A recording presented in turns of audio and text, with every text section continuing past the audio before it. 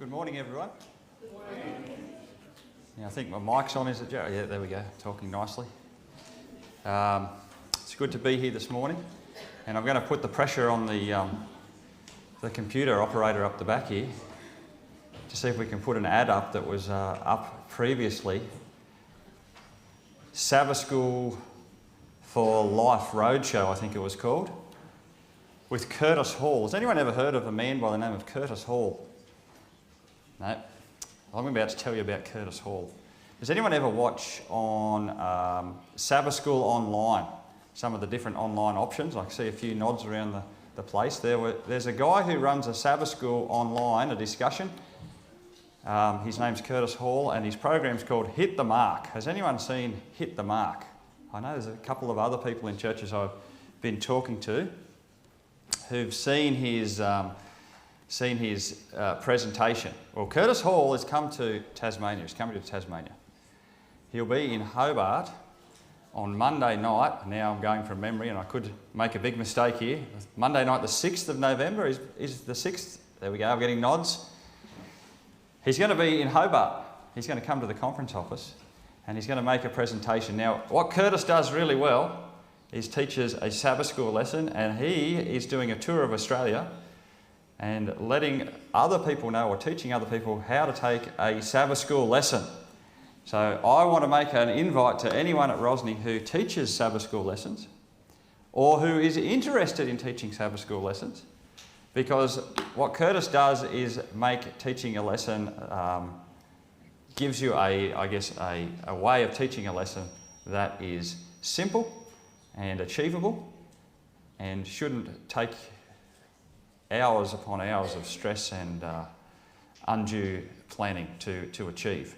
So I want to encourage you to come along, 6 o'clock, Monday the 6th of November at the conference office. And if you are coming, here we go. It's about to come up. I'm sorry, there we go. There's his pretty picture. That's what Curtis looks like. Sorry everyone for up the back for putting the pressure on you on the sound desk unannounced. He'll be in Tuesday, he'll be in Launceston. And I see a couple of people from Launceston here.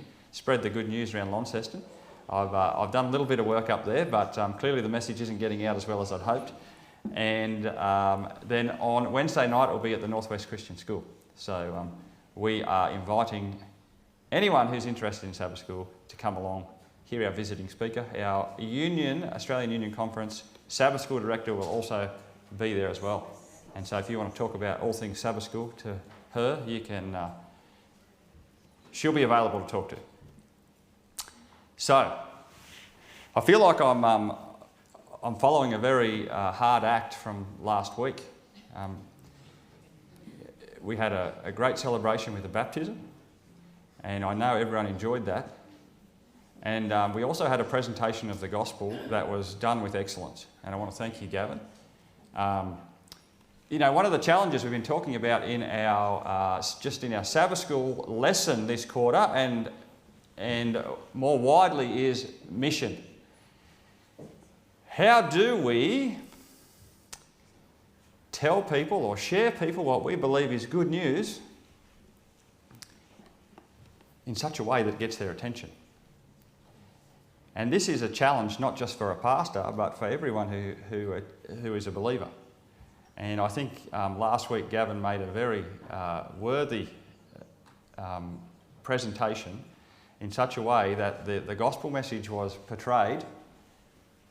I believe that people who'd never heard it before would be able to hear that message and they'd be able to make sense of it, and they'd be able to say, you know what, I'd like to know more, or no thank you very much. There was no reason why anyone could hear that and walk away offended or discouraged. And I think the challenge goes out to all of us, wherever we mix and whatever we do. How do we take that good news that we know is good news to a society that is forever changing? And I guess as I turn to the scriptures this morning and look at the 7 churches, this is part of the wrestle that I want to share with you this morning. And another confession before I get underway is that in my job, and for those who maybe don't know me, my name is Pastor Rick Hergenen, and I'm currently serving as the president of the Tasmanian Conference. In my job, I visit lots of different churches, and for the record, I've been to Rosny 2 weeks in a row, and I think that's my all-time record in the last 2 years. But what I sometimes do is I take the same sermon and I preach it in multiple places. And I'm looking around the room this morning and I'm seeing a few faces who have heard what I'm about to say. And so for those people, you can call out and tell me where I've left things out, or perhaps need to say it better. So thank you, everyone. This morning, to get underway, I want to read to you from the book of Revelation. And I want you to go to Revelation chapter 3. And Stuart did an excellent children's story to help me along the way. And perhaps maybe I should just say a prayer and sit down, because he did a good job, Stu. Well done. Revelation chapter 3. And we'll go to verses 7 and 8. And if I can ask for the change in the slide, I think, if I press the button, will it go to the next one? There we go. How's that? 7 churches. Revelation chapter 3, verses 7 and 8. I just want to pick out a little piece here. And if you have a Bible that has red writing for the parts where Jesus talks, you'll notice that you'll have red writing at this stage. So read with me. To the angel of the church in Philadelphia write, these are the words of him who is holy and true, who holds the key of David. What he opens, no one can shut, and what he shuts, no one can open. I know your deeds. See, I have placed before you an open door that no one can shut. I know that you have little strength, yet you have kept my word and have not denied my name. All right. The book of Revelation is a letter. And it was a letter not just written to one person or to one group of people, but it was a single letter that was written to 7 different churches. And there might be some good reasons why that is the case. And these 7 churches are located in the country that we call today modern-day Turkey. Now, has anyone been to visit Turkey before? Yeah, a couple of hands up, yes. A lot of history in Turkey, a lot of interesting things to see. And also the place where these 7 churches were. So this is, we're talking about just after the time of Jesus. The church is getting underway. The disciples are dispersing. The book of Acts is happening. And, there's a guy by the name of Paul, and he's going around. He was a pretty committed guy. These are the areas where the apostles are doing their work. Paul's up there doing some work as well, up in the area of Turkey. And here is a map of where in Turkey these 7 churches were located. And you'll notice that if you look in your Bible, there'll be some headings. At chapter 2, the start of chapter 2, mine says, to the church in Ephesus. Has anyone got the next heading? To the church in Smyrna, yeah. And then we go to the church in Pergamum, the church in Thyatira. And you'll notice as you're reading through those and you're looking at the map, is anyone noticing a pattern? They're starting to go around the circle. And the reason that is the case is it was believed that was the road circuit and perhaps the postal route that the postman would follow in the day.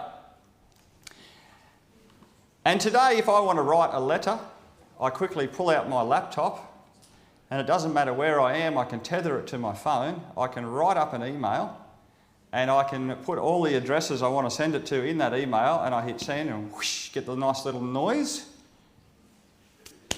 The letter is sent. Now, if I want to go a little bit slower, I could perhaps press print, and I could print off however many copies I needed. I could fold them up, put them in an envelope, put a stamp on there, put it in the post box, and they would be dispersed like that. In the time that this letter was written, paper was at a shortage. In fact, they didn't really have paper like we have paper. My 3-year-old has learned that if she needs paper, she just goes to my office and opens the printer and just gets another piece. And this morning when I went to press print, I found out that it was empty. And so we have become accustomed to easy access of paper, but they didn't have it back then. And it's believed that perhaps, the Egyptians had papyrus, and perhaps this letter was written on parchment, which is dried animal skins that have sort of been stretched a bit, and written on there, and not everyone could write quite so easily, and so this letter was written, and instead of writing 7 copies of the letter, there were 7 introductions written to the same letter. And so each of these churches who are listed here, dotted around, each of them got their own little introduction. And the person delivering the letter would probably come around, and it would be, maybe they're meeting in a synagogue, former Jews who were there, or maybe they're meeting in someone's house, and it's a Sabbath perhaps, they've met on the Sabbath day, and the person says, I bring a letter, and it comes from John, and opens the letter and begins to read the letter, and gives them their own introduction. Now this morning, because there are 7 introductions, I'm not going to read all 7 of those introductions, but I want you to have a read, and Stu's little video gave a brief summary, but each of these 7 introductions have a similar pattern. There's something that is commended to the church. You're doing something well. There is an accusation or a rebuke, so there's something is saying, hey, there's something I want you to look at your church. There is something to repent about, or a warning of judgment that is coming, or even an encouragement. And then at the end, it's signed off with a little promise. For example, to him who overcomes. So the introductions are all similar. And each of those introductions speak into things that are happening at that church, at that time, in that place, specifically to them. And then the rest of the letter is read out, the same letter to the 7 churches. Okay. So this is the place where the letter was written. Now, does anyone want to call out who wrote the letter? John. Yeah. And he was at that time on the island of Patmos. And I visited the island of Patmos, and I think that he wasn't in prison on the island like lots of people believe. I think he might have been having a holiday.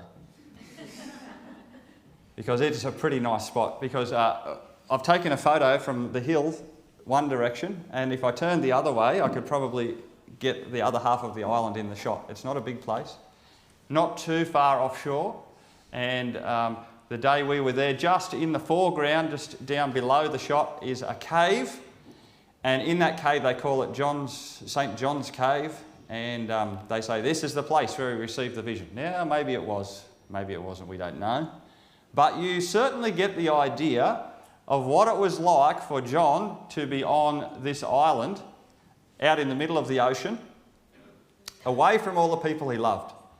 And some commentators even believe that perhaps at the end of the book of Revelation, where John is describing heaven and he says there will be no more sea, he's actually making reference to separation by sea. There will be no more separation. We'll be able to be together in heaven. Because he was stuck here, he had no way of getting off. He couldn't just get on the next cruise boat that came round and sail out of there.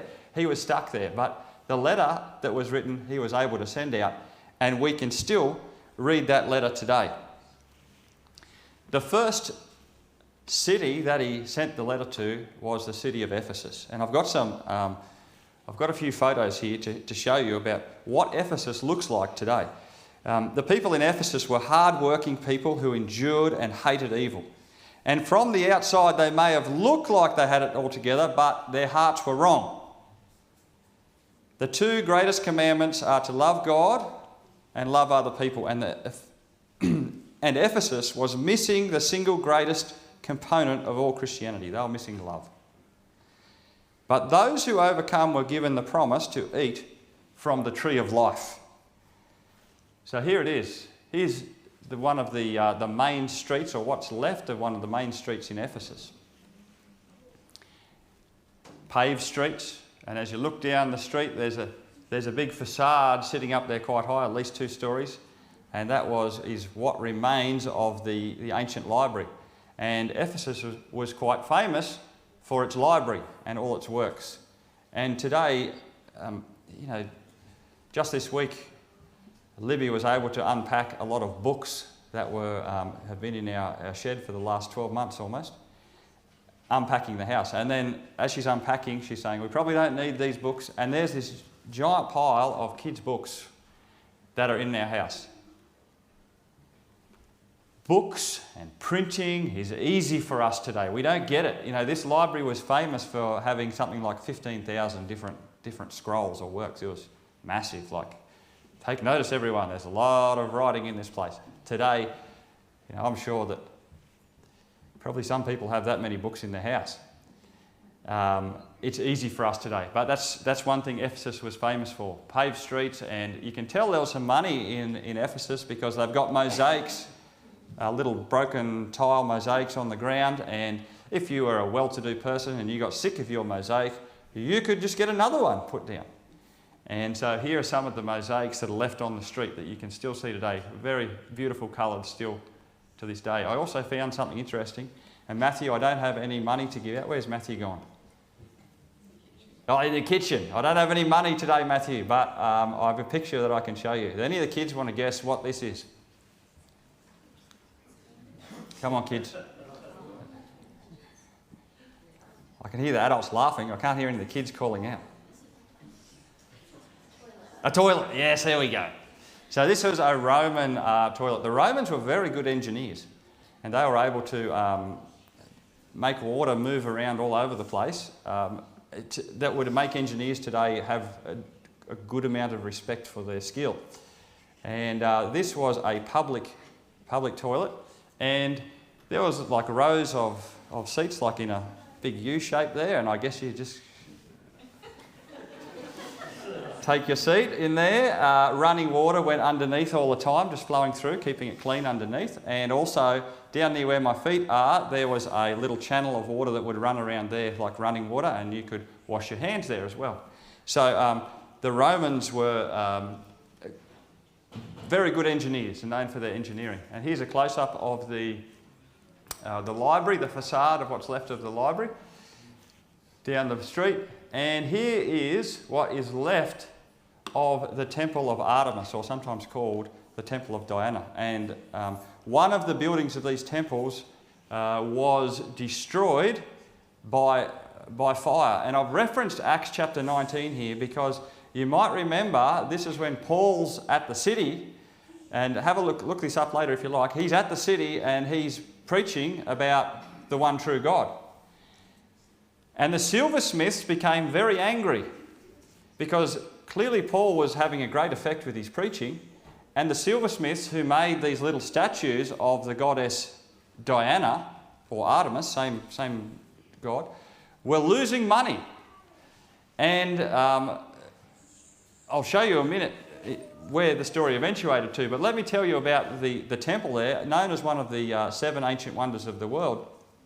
And there was, mind you, like all good historical stories, there's a bit of conjecture, but the story goes that there was a guy who wanted to be famous, just a lowly kind of chap, a shoemaker or something of similar nature, and he thought, I know what I can do to be famous. I'll burn down the Temple of Artemis. Then everyone will know my name. So he did. And the temple burned down, and his fame was very short-lived. Perhaps it was 2 days, I think, before they did him in. And I don't even know if I can say his name, but perhaps there seems to be Erastus, maybe. And they made a law because of him that his name would never be mentioned again or discussed. But clearly the story has stood the test of time. But that is the remains of the temple of Diana or Artemis, which was in Ephesus. Now, back to the story about Paul. Paul's preaching was going really well. The silversmiths were getting most upset. Does anyone remember what happens next in the book of Acts? What did the silversmiths do? Yes, there we go. It caused a riot. So there was a riot on, and everywhere the Romans went, not only did they seem to make aqueducts and pipe water around, but they also built these big stadium. And the riot went into this very stadium here, which is in Ephesus, and the people were in there rioting.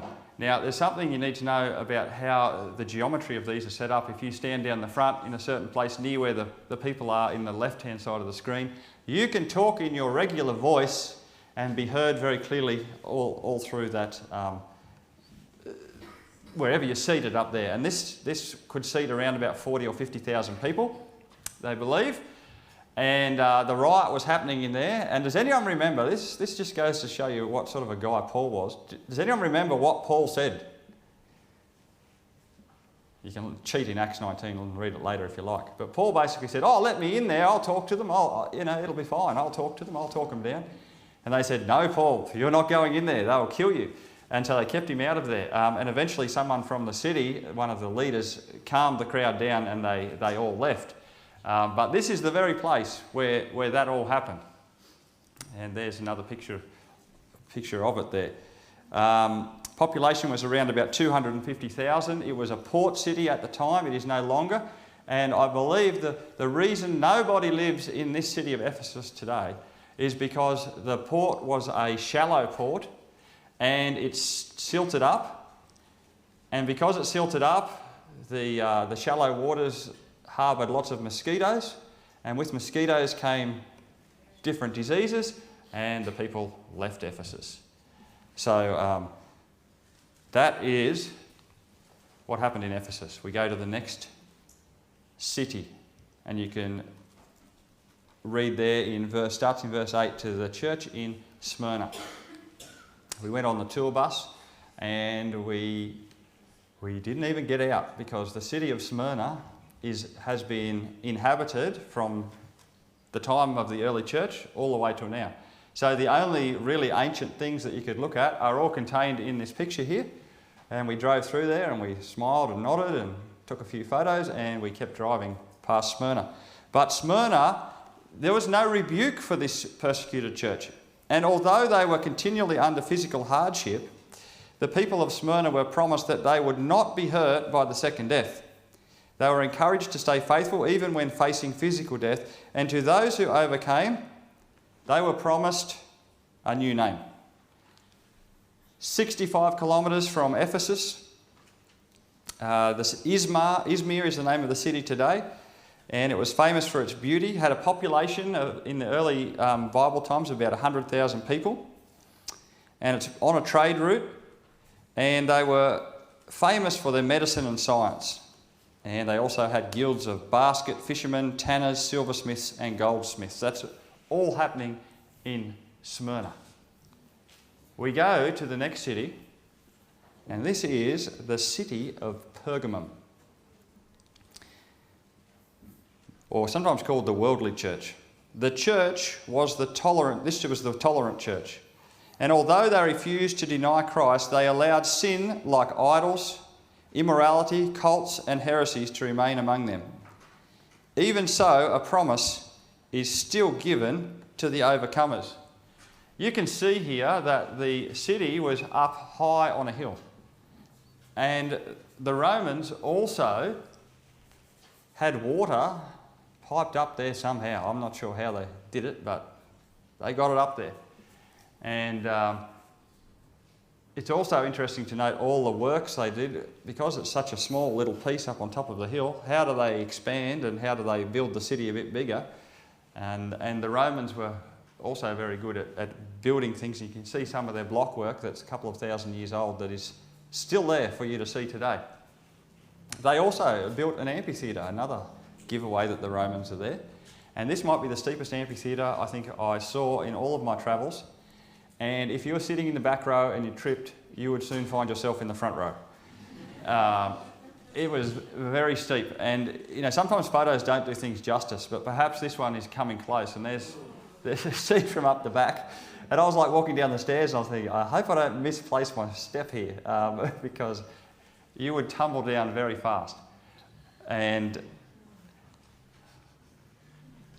if you look from the top of the hill and you look down, you can see there's a roadway down there with some columns going along the side of it. And this may be of interest particularly to those who are in the medical field today. This was called the Asclepion, and it was an ancient hospital, very early days of hospitals, and they used to have lots of things there to do with healthy living at the time. They'd feed you different medicines and herbs, and also hot and cold treatments, and a range of different things they would work on. But to get entrance to this hospital, there's one thing you had to do. You had to walk this road to the entrance unassisted. And if you could get that distance and get in, then you're admitted. But if you could not get down the road unassisted, we are very sorry. You cannot come to this hospital. That was the test to get in.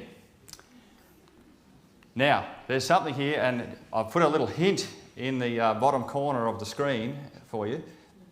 And this is for the medical folk. Can you notice anything that's etched into the... you can see the snakes. And if you think of today's modern day medical symbols, this is the early days of the rod of Asclepion to do with the healing, the snake and the staff. And this is depicted there at this ancient hospital. And they had different things. There's some tunnels, and I remember, my memory's not really good, but I'm looking to Libby because she was there too, that there was a tunnel, I think quite a long tunnel, 50 metres, and they'd get people to walk through the tunnel, and then they'd had some little holes in the top, and as they come across the top, they'd try and, you know, yell in there to scare them, or, you know, this is part of their many treatments that they would have for you at the hospital. They would also see what dreams you're having, and then they would try and read like, oh, this dream means da-da-da-da, and therefore we treat you like X, Y, Z. So certainly some interesting things that we, in our modern science today, that we don't always subscribe to. And there's the tunnel. Now, this is leaving the Asclepion, going back up to the top of the hill at Pergamum, and here is the water cistern that the Romans built right on top of that hill that watered the entire city. Now today, and we've got a question for Ross here. I'm putting Ross on the spot. Ross, if we need to, level out we need some more extra land. If we were going to put out, some buildings that went out the side of the hill here, what would our method be, Ross? Do you think, to get a nice level pad to work with? That's right. We'd dig it out, wouldn't we? We do a cut and a fill, level it out, flatten it out. But the Romans, they didn't do that. They used to build big archways like this, and on top of those archways, then they would extend the city out. And even in the city of Jerusalem, right beside the temple, they built a whole lot of archways, and the local residents worked out that, this is a good idea. If I just pull out a little rock out of the top of the arch, I can throw all my rubbish in there, and then put the little rock back in. And so oftentimes underneath here, they could either use it for different things they might want to do, or they could just pull the rock out and throw the rubbish in. And that was the easy way to get the rubbish out. I guess there was no wheelie bins in those days to get rid of your rubbish. Here they are, more of these arches. So these archways are a couple of thousand years old, still standing really well on top of the hill at Pergamum. But I want to turn your attention to Revelation chapter 2 and verse 13. And just as we look at this next part here, these next few pictures. Because the words he shares here, like I said, each of these introductions is speaking to something that is happening in the city and in the lives of these early church believers. And so to the angel of the church in Pergamum write, these are the words of him who has the sharp double-edged sword. I know where you live, where Satan has his throne. And commentators believe that the reference here to Satan having his throne is a reference to the temple that sat up on top of here where those two trees are, the temple of Zeus. And we know quite a bit about the temple of Zeus because in the 1800s, a German engineer, Karl Humann, went to the top of the hill here and he found, oh, there's some really good artefacts here, and he started pulling down what remained of the temple of Zeus. And he spent, I believe, 8 years pulling it down, carefully labelling each part, packing them away, and he sent them back to Berlin. Here's the steps leading up there. That's about all that's left, and a few foundations. And he sent it back to Berlin, and this is what they reconstructed, and you can go today and see this temple in the Berlin Museum. Has anyone been there to see that? No. The Temple of Zeus. And so when the words of Jesus here, he's writing to them, he is speaking directly into the issues that are affecting that church at that time. And this was a big centre for the worship of Zeus here in Pergamum. And they also believe parchment might have gotten its name from Pergamum. And that's where they used to make a lot of parchment in the time. And that is the city of Pergamum. We go to the next church. Does anyone want to call out the name of the next church? I've just given you the little spoiler. Thyatira, here we go. And that writing has gone a little bit funny. Lydia, a dealer in purple cloth, was a leader in the church of Thyatira. You might not know, like today I'm looking around and I'm seeing a few people who've got some purple cloth involved in their attire.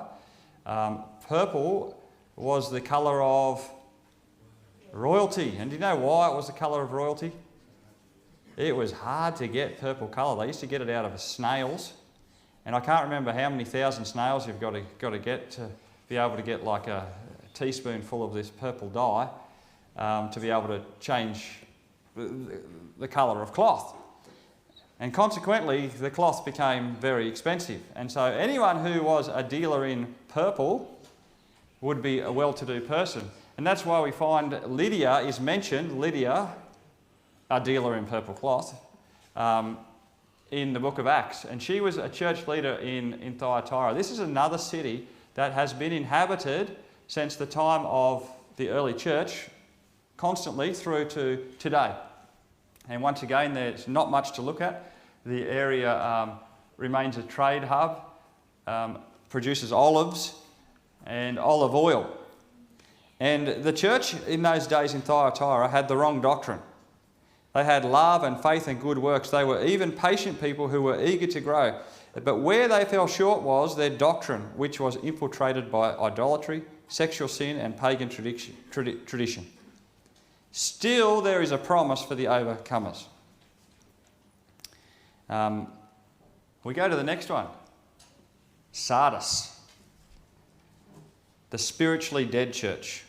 And almost all of the people in the church of Sardis had fallen asleep spiritually, except for a small remnant. And the dead church was encouraged to kindle and revive any small bit of faith they had left, and the overcomers would have their names written in the book of life. Now, this was the capital of the ancient kingdom of Lydia. And Sardis was on a major highway that joined the east and the west parts of the country. And what I've got a photo of there is looking up to the Acropolis, like up on top of the hill, 450 metres above the plain. And that's where they used to go, up there. If the city was threatened, they'd all retreat and go hide up on top of the hill. And it was very difficult, as you can see, for an attacking army to make their way up those cliff faces and to mount an attack. So they were quite safe up there. Here's some evidence, and kids, I'm asking you, what evidence can we see that the early Christians might have been there to Sardis? Call it out. There's some crosses there, aren't there? Yeah. And this is the stadium in Sardis, and I went in there and I said, come on, this was only built a few years ago. But the historians are very clear, this is ancient gymnasium. This is where they would, I don't know, do all their exercise routines and gymnastics and that kind of thing in this area. And here we have more evidence that the Romans are around. There's a drain here, and you can see on the left-hand side of the shot the terracotta pipes there that carry the water. And it's also a part of the synagogue. And they believe this is one of the biggest synagogues they've found in all of ancient antiquity, and it's roughly the length of a football field. So clearly there was a big Jewish population here in Sardis, and I can imagine that as the early apostles and the church leaders are doing their rounds and building up these churches, that they would have gone to, I know Paul used to regularly go to the synagogue, and that's where he'd begin. And it is likely that this very place was a place where the good news about Jesus was first preached in the area of Sardis. And here's again another temple. I think this one was also to Diana. I'll just have to check my notes here. And I can't see it at the minute. But I want to tell you another little story about a gentleman by the name of Cyrus. Anyone ever heard of Cyrus? Us Adventists have talked about Cyrus more than once. Now, this is the same Cyrus who appears in other places in the Bible. Cyrus was on the attack, and he came to Sardis and lay siege to Sardis. And so what did the people of Sardis do? They retreated, and I'm trying to find it. Here we go. They retreated up to the top of the hill there, and you can see how big the cliffs are. They all retreated up there, and they hid away up there on top of the hill. And they were waiting and waiting. And the army was surrounding them, and they were waiting. Perhaps they'll run out of food. Perhaps they'll run out of water. Maybe they'll surrender. We don't know. And one day, one of the soldiers who was at the top there, looking down, he leant over and he dropped his helmet. And the helmet, I guess, bounced all the way down the cliff face, clonk, clonk, clonk, clonk, down to the rocks below. And you would think that would be gone forever. But a few hours later, Cyrus's soldiers noticed that there was a man who slipped out of the rocks, came out, he grabbed the helmet, and then he disappeared back into the rocks again. And the soldiers all looked at one another and thought, hang on a minute, how did he get down there? They thought, there must be a way. So under the cover of darkness, they snuck up there, and sure enough, they did find a way. And I think I've got the guy's name there, Herodias. He saw where he went in, and at night he went up, he climbed up there, went into the city, found his way straight into the city that was unguarded. And they mounted an attack. He brought up some other guys with him. They went in, opened up the front gate, and all of the army of Cyrus marched on in to the stronghold on top of the hill, and the city was promptly taken. Just like that. So I don't know what the moral of the story is. Always strap your helmet on, kids, when you ride your bike. I don't know. It's what happened. We then move on to the city of Philadelphia. And Stuart rightly called it the city of brotherly love. Yep. And we can read about there in Revelation chapter 3. And Philadelphia did well. They were the spiritually alive church. And there was no rebuke for this church of faith. They kept the name of Jesus and they never denied it. And there is a promise in the kingdom of heaven for these Christians.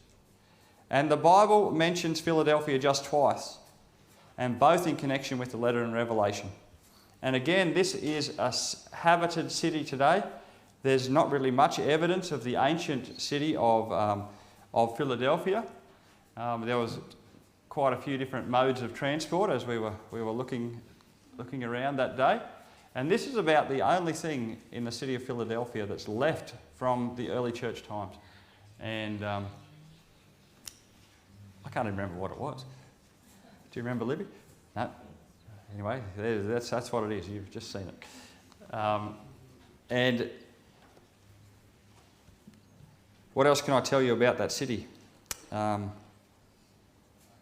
It was on a busy trade route. There was lots of people who would come through that city, heading north-south and heading east-west. And most people who came there, they stayed for only a short amount of time. They were just, it was a city that you stopped in if you were travelling to get somewhere. And it was founded in 140 BC, and it was hoped that it would serve as a centre for the spread of the Greek culture throughout the region. So the Greeks were hopeful that if they put this city there, then their culture would be able to be, as people came through, they stay a night or two, or they pass through, they might hear some things, and they'll take that information with them wherever they are going. And that was the aim of that city for the Greeks. We then go to the seventh city, and the church in Laodicea. Now we say Laodicea, but I remember our tour guide when we got there, I was trying to understand what he was saying. He was Laodicea. So perhaps the locals say Laodicea, we say Laodicea, it's the same place. And there has not been much excavation happening in Laodicea compared to some of the other cities.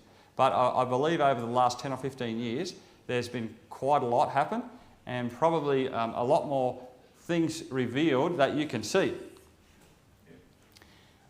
You'll notice as you read through the church in Laodicea that there are some characteristics of the church that are mentioned. And one thing that is mentioned as you read through there is that these people were very wealthy. And I want to tell you just how wealthy they were. It was an area of the world with a lot of volcanic activity and a lot of earthquakes. And I want you to see in AD 60, in the reign of Emperor Nero, there was such a big earthquake that the city was razed to the ground, like it just completely collapsed. And so Emperor Nero made an offer to the people of Laodicea. He said, I will give you lots of money to help you rebuild the city. And I'm summarising it down quite a bit. And all the residents of Laodicea said, what do you reckon they would have said? Stu's right. You've got a spoiler alert down here, Stu. They said, the people of Laodicea said, no, keep your money. We don't need it. We are rich enough. And you'll notice as you read through the introduction there is reference made to, you think you are rich. And they were. They had enough money to rebuild their entire city. Here's kind of what the landscape looks like. And here is evidence that who's been there? The Romans have been there. They've got an amphitheatre. The important things are put up first. Get us an amphitheatre. And this photo, and I wish I had a better one, but I want to try and explain to you what goes on. Over in the back of that photo, there's a big white piece there, and no, it is not a quarry.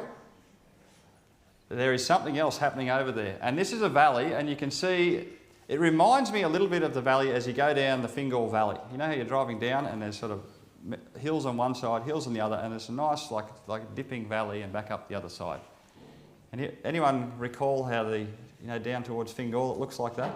This has reminded me a little bit of like the valley there, like dip down gently, nice big flats, and then up the other side. So Laodicea is up on one side, and on the other side is this white stuff. And I'll take you over there now to have a look, and here we are, and now we're on the other side and we're looking back across to Laodicea. This was Pumacali, I think was the name of this place. And what happens here is that due to the volcanic activity, there's hot springs. And the hot water gushes up out of the ground, and anyone who's travelled to New Zealand, there's quite some similarities in what's going on. And so out of the ground comes this hot water, and it's very rich in minerals as well. And so after, years and years of this water coming out, this great big white deposit is on the ground. Limestone, and other minerals. Now, for the scientists amongst us, quite warm, and actually at the hotel we stayed at, there was like a series of pools, about 5 of them all coming down. Now, I could get in the bottom one all right, and I could get up about 1 or 2. You couldn't get in that top pool. You'd be like a lobster in the pot. It was hot, hot water. And for the scientists, here's a little bit of information about the makeup of the water. And where we were there was 35 degrees where we had our feet in. It was cooled a little. And what they did was take the water, the Romans, again, piped the water across that valley all the way, coming out of the ground hot, piped it down across the valley, up the other side, into Laodicea. And by the time it got to Laodicea,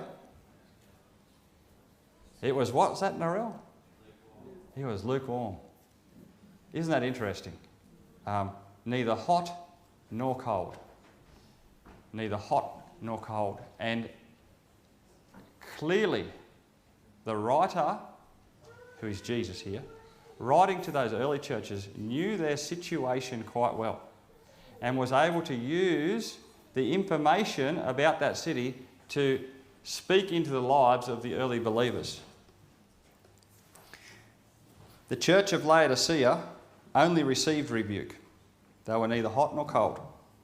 Their reliance on riches and the things of this world resulted in a lukewarm, halfway in type of Christianity. However, overcomers were still promised the right to sit with Jesus on his throne. And here's some more evidence of those pipes filled up there. You can see filled up with the mineral deposits. Some of the streets of Laodicea. But what should we say about these churches? All of these churches, you'll notice, and I said at the start, they all received the same letter, okay? And in that way, they're all the same. They all worship the same God, and clearly they all had the same purpose. And for those who are into structure of books and how it works, today if we want to say something's important in a book, we might underline it, we might bold it, that kind of thing. They didn't have that privilege back then, and they would structure the book in such a way that it was in what they call a chiasm. They would go up to the most important point in the middle, and then they would go back down again in their structure. And the things on either side would match each other as they get up and up and up, and the top thing in the middle was all by itself, and that's the most important. The top of the chiasm in the book of Revelation is Revelation chapter 14, verses 6 to 14. And I'll draw on the knowledge of the room here what's talked about there. You don't even have to look it up, I bet. The 3 angels' message, okay? We're on board with that. Same purpose. The everlasting gospel to all the world. We're in on that. Unity amongst those churches. Same letter, same God, same purpose. All right. Now let's have a look at some of their differences though. All of those churches had a different commendation, something that they were doing well in those introductions. All of the churches had a different rebuke or an accusation. All of the churches had a different exhortation, some sort of encouragement. They all have a different promise to the overcomer. They all have different strengths, all have different challenges. They all have very different communities in which they live. And all have different members that make up their church community. And I want to say to you very, very clearly, none of those 2 churches were the same. And I've just toured you around. You can see that each of those cities, just from the outside, look completely different. The way they're described in the introductions are completely different. They are operating in completely different circumstances. No 2 churches are the same. So here's what I want to put to you. Each church is responsible to take the message and apply it in their own context. Remember, the letter was exactly the same. The content was exactly the same. And I want to give you an example of what I mean by they are responsible to take it. And I want to go to our text that we looked at this morning, Revelation chapter 3, verses 7 and 8.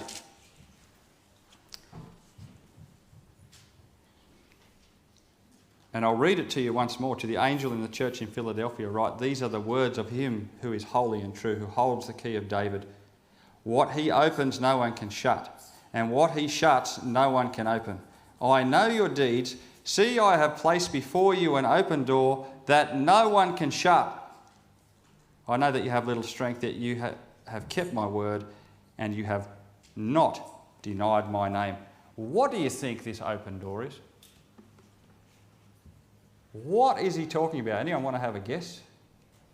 You have an open door. You guys in the church in Philadelphia, you've got an open door before you that no one can shut. Salvation, maybe. Remember this city? Do you remember why it was put there? Remember what I did reference it briefly in flying past? Yeah, a lot of people passing by. It's on a trade route. The Greeks put it there because they wanted to use it to spread the Greek culture. A lot of commentators believe that open door is a direct reference to the opportunity this church had to spread the gospel. People would come into that town, they'd stay for a few days, and then they would disappear. They would go again. They had an opportunity that none of the other churches, the other 6, had. That people would come, they'd be there briefly, and then they would go. There'd be lots of people coming through that town. That was the opportunity. That is the open door they had. If you lived in a city like this, perhaps you even imagine yourself living in the church in Philadelphia at that time. You've heard the message. You've got an open door. What kind of actions might they undertake in the spreading of the gospel with this opportunity, knowing that people are in and out? Would we run a 6-month prophecy seminar? Probably not. Not because they're not good, but just because you're only going to get people for a couple of nights. Perhaps would we maybe engage in street preaching? Maybe. People are going through, you might be able to share something with them that gives them something to think about and take along their way. The opportunities they had, the open door, was that people were coming and going through, and their job, their task was, how are we going to take that opportunity and actually do something meaningful with it? Hospitality. Yeah, there's lots of ways that they could do it. I want to put to you, the New Testament advocates unity in the core doctrine and diversity in the forms of expression. That's the example of these 7 churches. And I don't want you to confuse unity with uniformity. Uniformity is if we all dress the same. Uniformity is when we eat the same food, when we listen to all the same music, when we're all the same to look at. But unity is where we recognise there are some differences amongst us. And we take those differences and we don't blow them up to be something to fight about, but we use them as opportunities to spread the gospel. For that reason, I want to say to you, we should expect our churches today to look different as they function in different cultures, in different communities, and different conditions. What the church looks like in Rosny might be very different from the church in Launceston. What the church in Launceston looks like might be very different to what the church on King Island looks like. And so it ought to, because the challenges and issues that are faced on King Island are very different to what are the challenges and issues that are faced in Rosny. Is the message the same? Absolutely. Are we going to preach the everlasting gospel? Yes, we will. But the ways in which we choose to do it, the words in which we choose to communicate, how we go about it, that is a responsibility that's left to us. So my question for you this morning, what is Rosny Church called to do? And I know Rosny Church is doing quite a few things, good things.